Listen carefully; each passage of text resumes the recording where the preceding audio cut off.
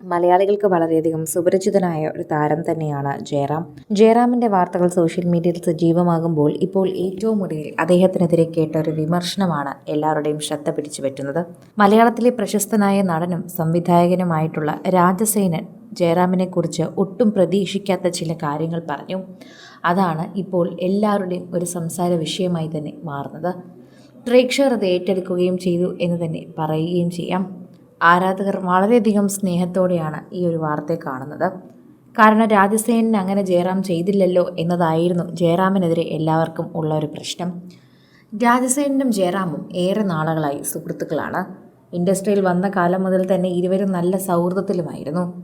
എന്നാൽ ജയറാം രാജസേനൻ്റെ മകളുടെ കല്യാണത്തിന് പോയില്ല എന്നതാണ് ഇപ്പോൾ അദ്ദേഹം പറയുന്നത്. അതുപോലെ തന്നെ ചക്കിയുടെയോ കാളിദാസൻ്റെയോ വിവാഹത്തിന് തന്നെ വിളിച്ചതുമില്ല എന്നാണ് ഇപ്പോൾ പറയുന്നത്. ശ്രീലതയ്ക്കും രാജസേനനുമുള്ളത് ഏക മകൾ ദേവികയാണ്. അതുകൊണ്ട് തന്നെ ദേവികയുടെ വാർത്തകൾ സോഷ്യൽ മീഡിയയിൽ വൈറലാവുകയും ദേവികയുടെ വിവാഹത്തിന് രാജസേനൻ എല്ലാവരെയും ക്ഷണിക്കുകയും ചെയ്തു. എന്നാൽ ഇദ്ദേഹത്തിൻ്റെ അടുത്ത സുഹൃത്തായ ജയറാം രാജസേനൻ്റെ മകളുടെ വിവാഹത്തിന് എത്തിയിരുന്നില്ല. അത് വിളിച്ചു ചോദിച്ചപ്പോൾ തിരക്കായിരുന്നു എന്ന് തന്നെയാണ് പറഞ്ഞിരുന്നത്.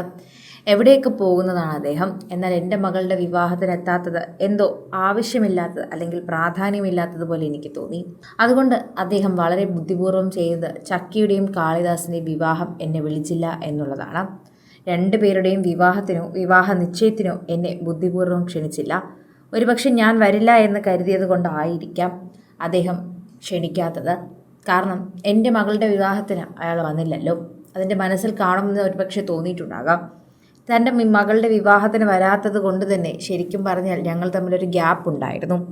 ആ ഗ്യാപ്പ് സ്വാഭാവികമായി തന്നെ തോന്നുകയും ചെയ്തു. പ്രേക്ഷകർ വളരെയധികം ഇഷ്ടത്തോടെ ഏറ്റെടുക്കുകയും ചെയ്തു.